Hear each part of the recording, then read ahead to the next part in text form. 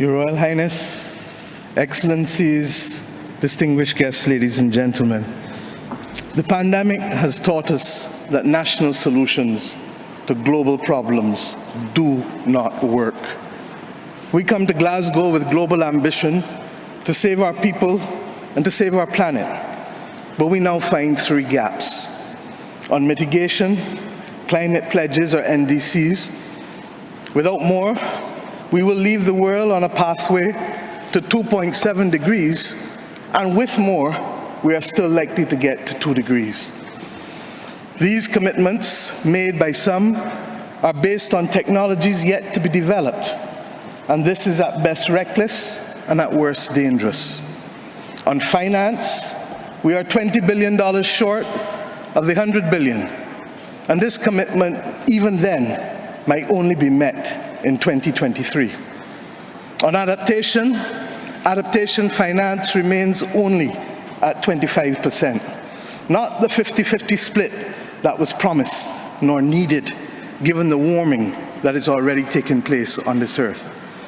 Climate finance to frontline small island developing states declined by 25% in 2019. Failure to provide the critical finance and that of loss and damage is measured, my friends, in lives and livelihoods in our communities. This is immoral and it is unjust. If Glasgow is to deliver on the promises of Paris, it must close these three gaps. So I ask to you, what must we say to our people living on the front line in the Caribbean, in Africa, in Latin America, in the Pacific, when both ambition and regrettably some of the needed faces at Glasgow are not present? What excuse should we give for the failure?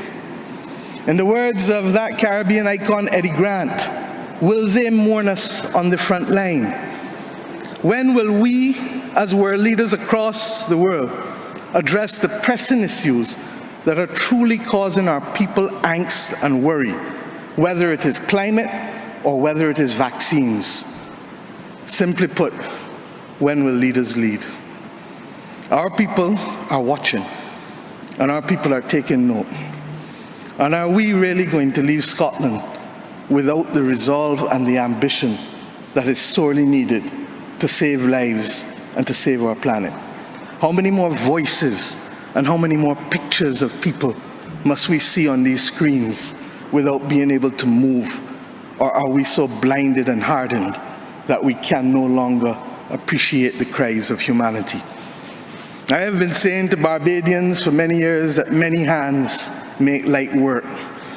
Today, we need the correct mix of voices, ambition, and action. Do some leaders in this world believe that they can survive and thrive on their own? Have they not learned from the pandemic? Can there be peace and prosperity if 1/3 of the world literally prospers and the other 2/3 of the world live under siege and face calamitous threats to our well-being?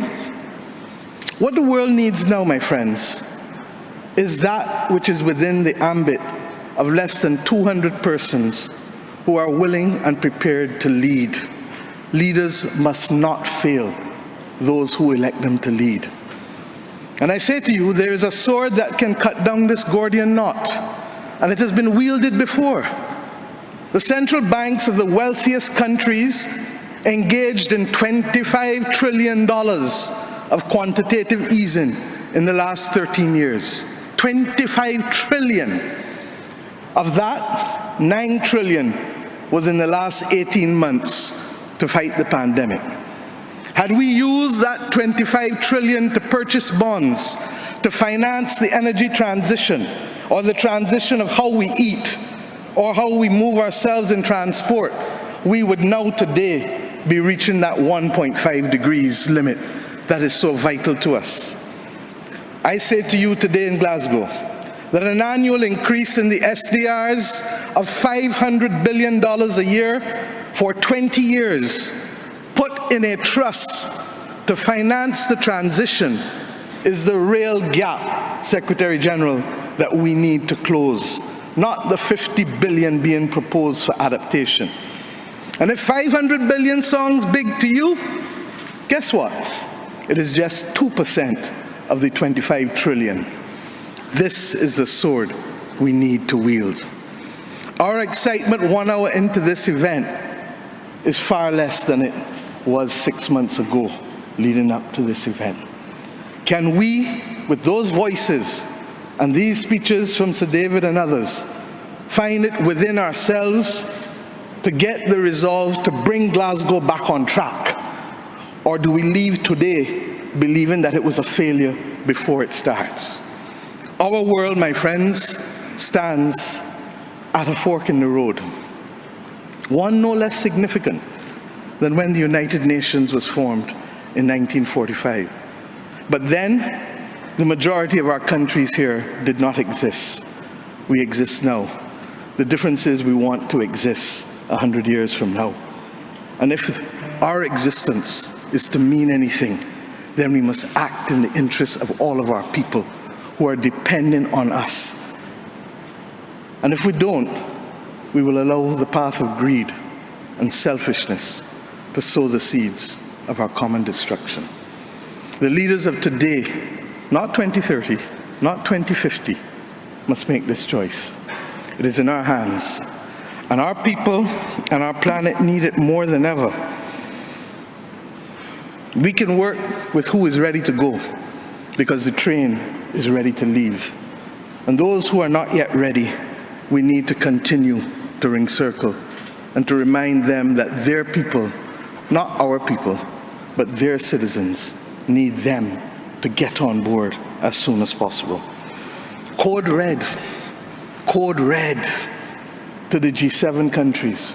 Code red to the G20. Earth to COP, that's what it said. Earth to COP. For those who have eyes to see, for those who have ears to listen, and for those who have a heart to feel, 1.5 is what we need to survive. 2 degrees, yes, SG, is a death sentence for the people of Antigua and Barbuda, for the people of the Maldives, for the people of Dominica and Fiji, for the people of Kenya and Mozambique, and yes, for the people of Samoa and Barbados. We do not want that dreaded death sentence. And we've come here today to say, try harder,